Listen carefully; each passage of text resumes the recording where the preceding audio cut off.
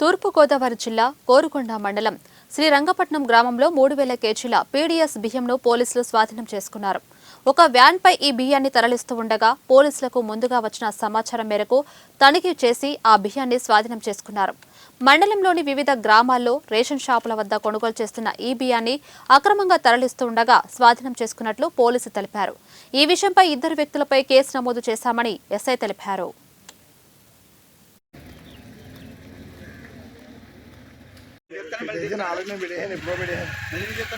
Long shot వేసుకున్నాను తప్ప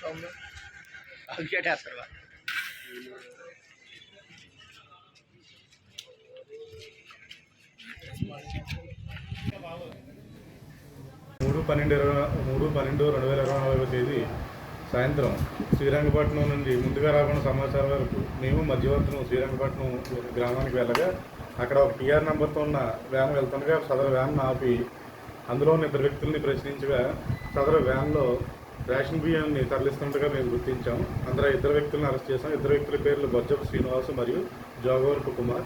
అలాగే రేషన్ బియ్యాన్ని తరలిస్తున్న వ్యాన్ కూడా సీజ్ చేసాం. రేషన్ బియ్యాన్ని ఈ రేషన్ బియ్యం సుమారు 1,38,000 రూపాయలు ఉంటుందిగా గుర్తించాం. ఫర్దర్ యాక్షన్ కోసం రేషన్ బియ్యాన్ని సివిల్స్ జీటీ గారికి అప్పగించడం జరుగుతుంది. 3/12/2024 తేదీ